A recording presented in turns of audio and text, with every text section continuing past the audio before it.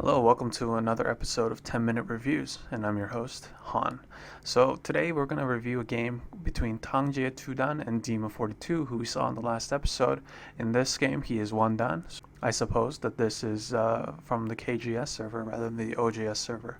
OGS rankings tend to be a little bit lower than those on KGS. So black starts off with the 2, 3, 4 points, and white starts off with the 2 star points.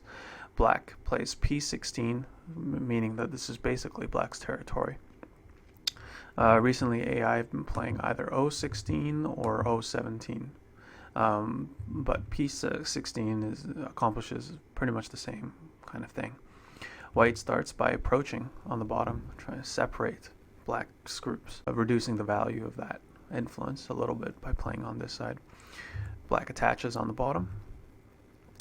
Another simple variation would be something like this, where black gets that side and white gets this side. It's a very peaceful resolution.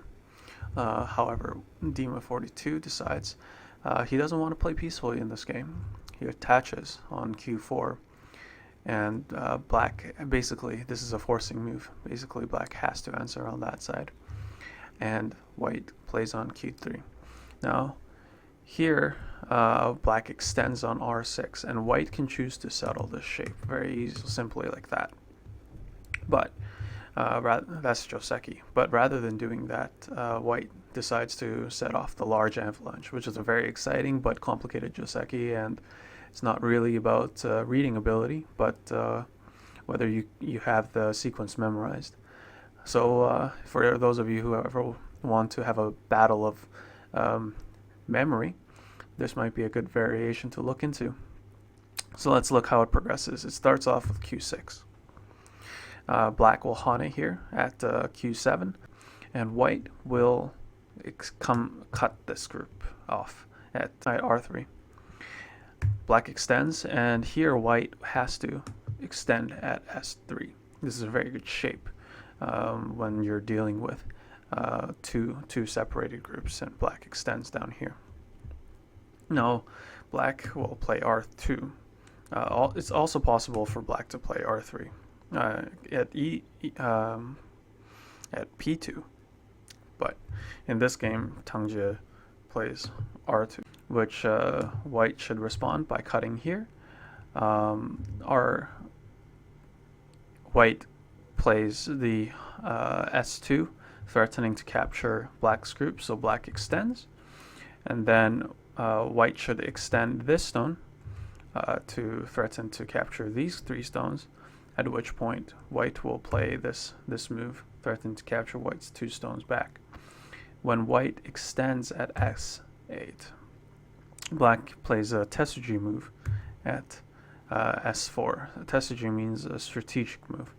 You can see how if white plays here and black connects, then it's not easy for white to put a stone in here, because then black would capture. So, and white can't just push and try to capture these black stones, because he'll just get captured instead.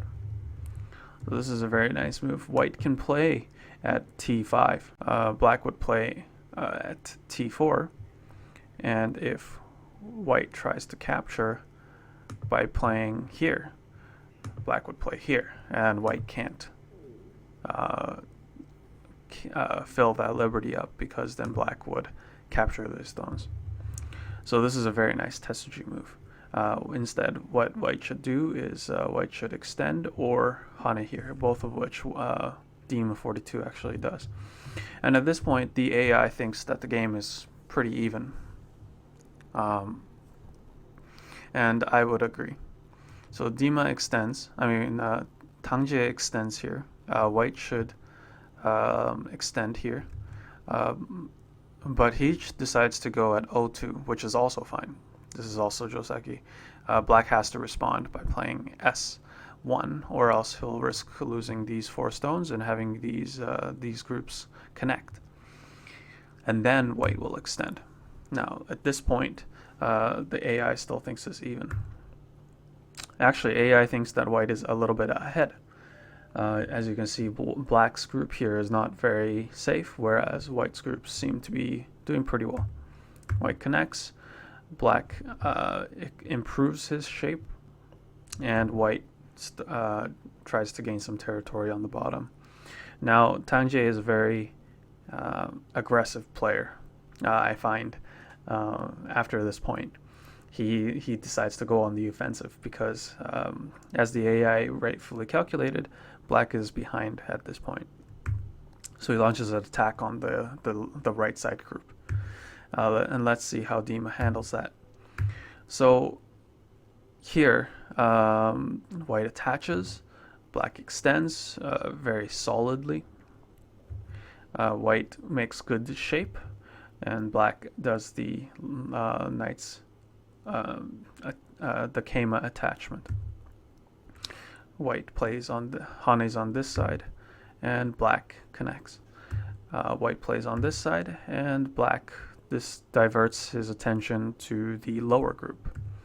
White extends up top, which is probably fine. M5 peep.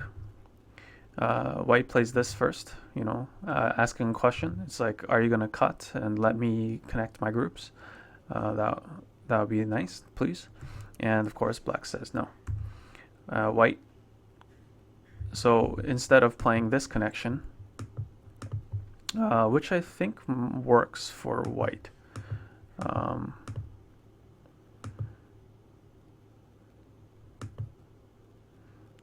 Like if black extends here, right? White has a tesuji move here at O, because if black captures these stones, then white can play here. If black captures, then black can't capture this group before this group is captured. So that would give up this entire corner. So black wouldn't want that. So instead of playing here, black would probably do that, which means that white would have the ability to play M1. And here you can see that black can't extend on N, which means that white is connected, and white also killed these stones here. So that's a sequence that I was thinking, and white I think could have played L1, but M4 also works, but maybe the connection is a little bit looser, right? And the variation is a little more complicated. I think white thought that he might be able to cut off this group, but after this move, if white cuts, then black can just capture those two stones. So it doesn't really work for white. White tries harder to kill. Black says, no, I'm not going to make it that easy for you. And white does play that tesuji move at O1 in order to connect up his groups. So at this point, black has to try something else. So in order to maybe make some territory on the right side, and also to try and reduce white's eye space for this group, black plays here. And here I think Dima makes the first mistake of the game. White is still ahead in the AI's perspective at this point. And you see that black is eyeing this cutting point at P11. But white decides to Hane, saying, I'm going to try and capture this group in the middle. And this will enter into a capturing race. But when black actually cuts, you quickly see that the capturing race is in black's favor. Black has so many liberties. Let's see a simple variation. If black connects like this and white forces black to connect here, and maybe white tries to fill on a liberty here. You see that white only has maybe 4 liberties. If white plays down here, black plays here, and then if white plays here, then black would just play here. So white would probably leave it at this point. But even so,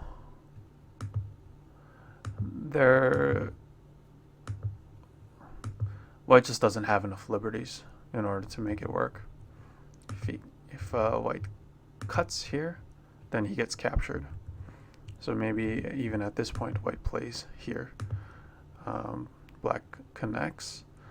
White starts to fill in liberties. Black might play down here. You see, like, there's just no way for white to get out of this. So this cut was actually way more effective than Dima thought, and at this point the game swings into black's favor. But only by a few points. You see, this outside influence is very high, and black didn't really get that much territory for it. There's a white wall here, and at this point, maybe black can play, something like this to try and secure himself some eye space and reduce white's territory. Maybe he can run out and survive, and maybe even attack this group. Let's see what happened in the actual game. So white play here first, which is a very, very strong move. The AI does like this move. It attacks the stone while building some territory. Black says, okay, we can't let you have this entire territory to yourself. Let's invade, and this is a good launching point. B4 is a question. It's how do you want to play? And white says, I'm just going to take the corner. And with this, black has established himself a very nice space to begin building some territory and reducing white's moyo. White says the next big point is up here at K16, and black says, yeah, that's right, and I will also play an important point at M17. White says, I'm going to build a moyo here, and I think white here should have extended this way, and by building this moyo here, he has the capacity to build up some territory and then secure his corner, and then maybe do something here to reduce black's territory. Maybe he was worried about something like this happening, and if white tries to attack that black group and also secure his moyo at the same time. I mean, that's not a good move. The game was probably safer for defensive purposes. I mean, this is probably not how the game would have gone, but if the game had gone this way, then I think white was worried about this, reducing white's eye space. And this is the variation I came up with. This is a key point in white's shape. If black descends, then white cuts here. But I don't think black can actually do that, because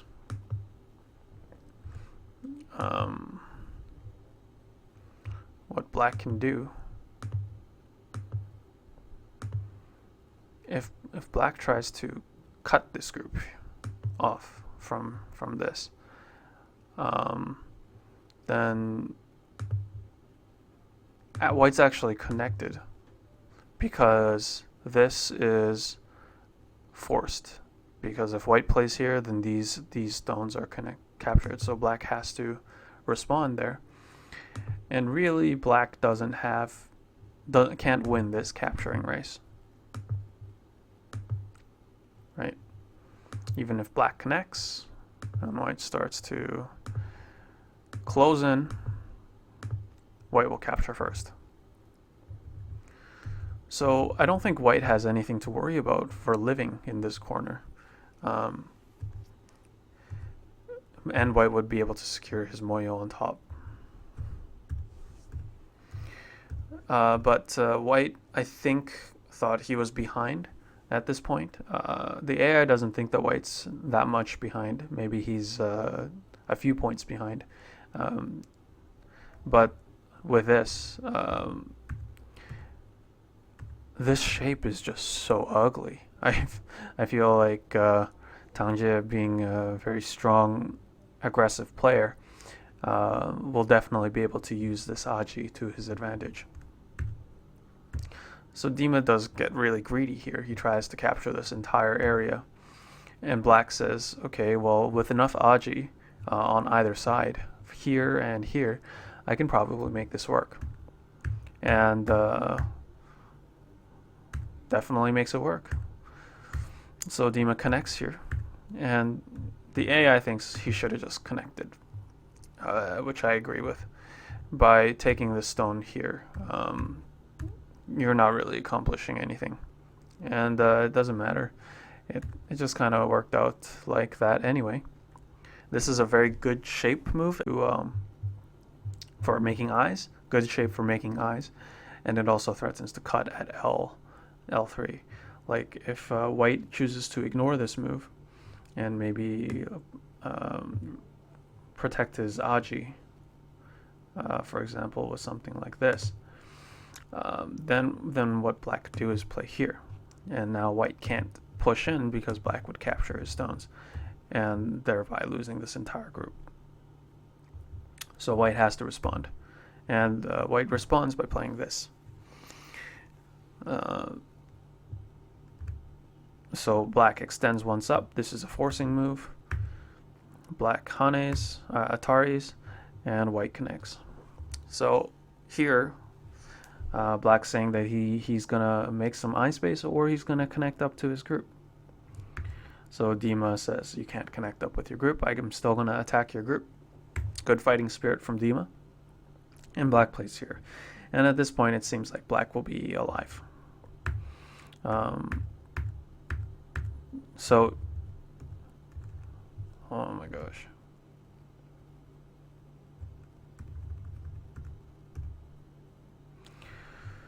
So here, the AI doesn't think it can kill black, which I would agree with. Dima played a little bit deep, exposing this weakness in the white shape. And you see that white's actually a little bit in danger because he's getting surrounded here. So white plays at N2, which either threatens to make an eye here, or if black connects, then white plays here and kills this entire thing. So white's alive now with that nice move at N2. Black plays a very good move here at F8. If white connects, then which white will, then black can secure his eye space on the lower with Sente, because white has to play there. So black comes in here in order to try and invade white's moyo. And white says, okay, well, I don't believe you. I don't know if this is alive yet. And this basically answers the question. If white cuts, right, then black can just play something like this and make eye either here or here, and it's just, it can't be done. Black's just alive here. So white does try it here. Tries to fight the ko out, but with this move, it's fairly secure. If white tries to play here, then you see that this is mi eye. If white plays here, black will just play here and make another eye on this side. If white plays here, then black will just play here. So this shape is 100% alive. If white plays here first, black plays here, white plays here, white can't really accomplish anything. So white plays away. He says this is the next big point. And from here, what black does is he just edges Dima out. So he had an advantage, and now he's just using that to his advantage by settling this area over here and then just invading white's territory. White tries his best by invading black's territory, but even with this, it's not enough. White tries to get greedy here and capture these 3 stones, but as you can see, black has plenty of Aji to work with and a lot of room to run from. So if white connects, black plays here, and that's a net. And at this point, white actually resigned. So very interesting game that all started with a very intense fight on the bottom right with the large avalanche variation. White misplayed here, which was a key move. After black played here, white did not play here, but instead play here. This, I think, was the losing move of the game. But still, I don't know if I could have done better than Dima. Black fought very valiantly and very strongly, and he never relented. He really used the weaknesses in White's shape to make a life in the middle, which is what you would expect from someone as good as Tangjie. Hopefully you guys enjoyed this episode of 10-minute reviews, and if you have a game that you would like me to review, please hit me up on Discord, or leave a comment down below with a link to your SGF file. And that's pretty much it for today. Peace!